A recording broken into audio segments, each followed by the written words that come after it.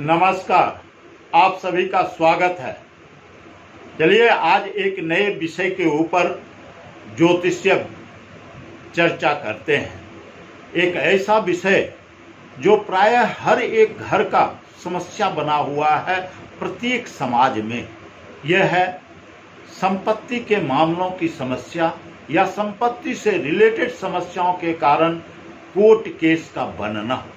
इसके ऊपर एक विस्तृत ज्योतिषीय चर्चा करते हैं आज के इस वीडियो में। मकान एवं संपत्ति एक ऐसी चीज है जिसका सुख पाना एक बड़ा संघर्ष हो सकता है। कई बार इन चीजों में जीवन का संपूर्ण समय उलझा सा रहता है। संपत्ति के विवाद की स्थिति किसी न किसी रूप में जब जीवन पर आती है तो इससे बाहर निकल पाना आसान नहीं होता है। अपने घर या अपनी संपत्ति के लिए व्यक्ति बहुत संघर्ष करता है तो कुछ को सहजता से ही चीजें मिल जाती है। कई बार सहजता से मिली संपत्ति भी कानूनी झमेलों में आ सकती है। संपत्ति शायद या तो अधिकांश लोगों के लिए सबसे मूल्यवान सपना है। ऐसा इसलिए है क्योंकि इस दुनिया में एक व्यक्ति और वास्तव में एक परिवार के लिए संपत्ति का महत्व है। संपत्ति न केवल रहने की जगह देती है बल्कि निवेश के लिए भी एक अद्भुत अवसर प्रदान करती है। इसको पाने के लिए व्यक्ति जीवन में लगातार संघर्ष करता रहता है। संपत्ति की भी खरीद हो या फिर संपत्ति को पैतृक रूप में पाना, यह किसी भी रूप में मिल सकती है। अब संपत्ति हमारे भाग्य में है या नहीं और संपत्ति में पड़े विवाद आखिर क्यों परेशान करते हैं, इन बातों को जानने के लिए जन्म कुंडली एवं ग्रहों की स्थिति काफी कुछ बताने वाली होती है। जब संपत्ति का लेन देन करने की बात आती है तो कई लोगों को इस तरह की समस्याओं का सामना करना पड़ता है। उसके जीवन में संपत्ति प्राप्त करना या बेचना भारी बाधाओं के साथ हो सकता है। संपत्ति में भारी मात्रा में धन शामिल होता है। ऐसे मामलों में आने वाली कोई भी समस्या मानसिक तनाव और शांतिपूर्ण दैनिक जीवन भी दे सकता है। संपत्ति के मामलों में आने वाली समस्याओं का समाधान क्या है? इसका समाधान कुंडली में निहित हो सकता है। जब कोई व्यक्ति संपत्ति का प्रश्न करता है, व्यक्ति की कुंडली का विश्लेषण करके देखा जाता है कुंडली में ग्रहों की स्थिति कैसी है और संपत्ति की संभावनाओं के संबंध में वे क्या परिणाम दे रहा है। इन बातों को कुंडली द्वारा जाना जा सकता है। एक संपत्ति की समस्याओं के समाधान के लिए व्यक्ति की कुंडली में कई महत्वपूर्ण चीजों को देखना पड़ता है। संपत्ति के भाव स्थान की स्थिति सबसे पहले देखी जाती है। कुंडली में सभी भाव किसी न किसी विशेषता के साथ होता है। इसी में संपत्ति के भाव के रूप में चतुर्थ भाव को देखा जाता है। यह कुंडली में संपत्ति का प्रधान भाव होता है। इस घर की मजबूती व्यक्ति के जीवन में संपत्ति या अचल संपत्ति की स्थिति का निर्धारण करने का आधार बनती है।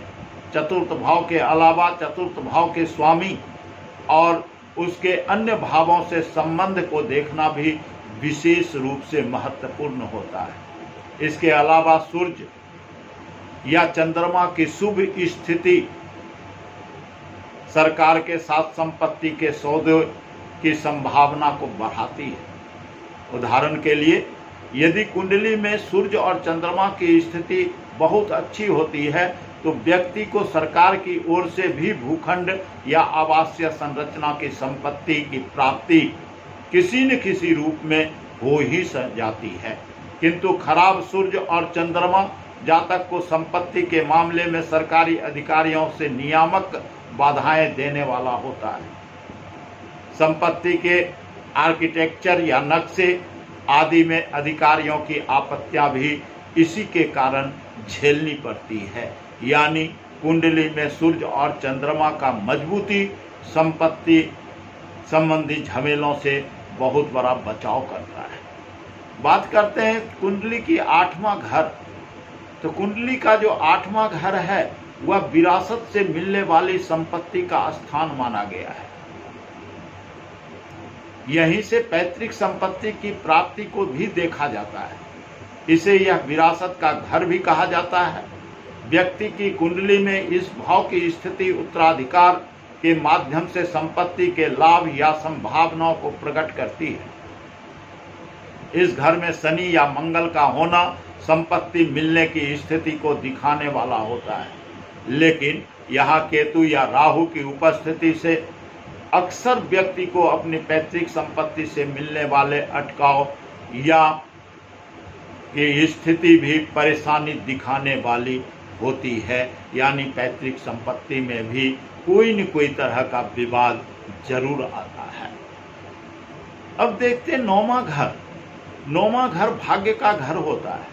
यह भाव शुभ होने से संपत्ति के मालिक होने का सुख प्रदान करता है। यह ऐसा भाव भी है जो अचल संपत्ति या संपत्ति उद्यमों में सफल व्यवहार को बढ़ाता है।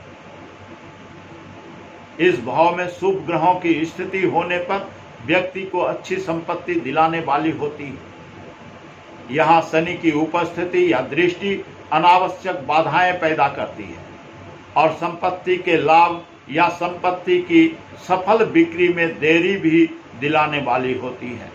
संपत्ति में यदि भाग्य की स्थिति अनुकूल ना हो तो इस संपत्ति में विवाद हो सकता है। कानून संबंधी अड़चने तथा विवाद भी आ सकती है।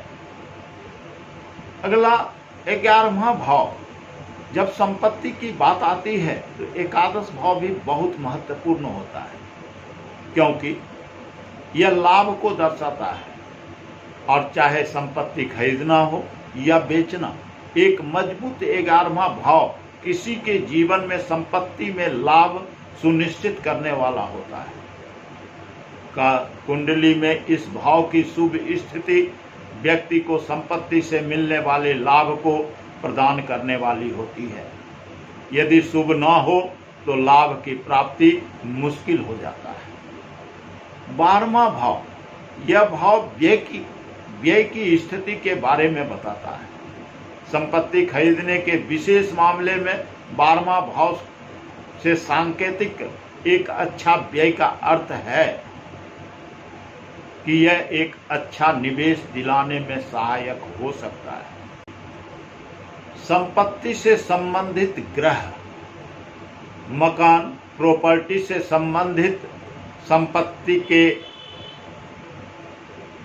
2 ग्रहों का विशेष रूप से विचार किया जाता है। इनमें मंगल का और शनि का प्रभाव मुख्य होता है। संपत्ति के लिए यह दोनों ग्रह महत्वपूर्ण माने गए हैं।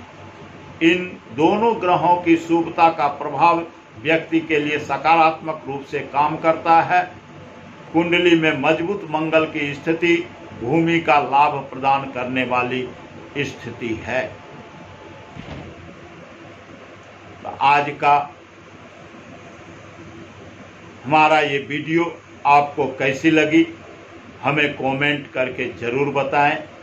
अगर आपको हमारी वीडियो अच्छी लगी हो तो लाइक और शेयर अवश्य कर दें, साथ ही चैनल को सब्सक्राइब भी करें। भगवान आप सब पर विशेष कृपा दृष्टि बनाए रखे, ऐसी आशा के साथ धन्यवाद।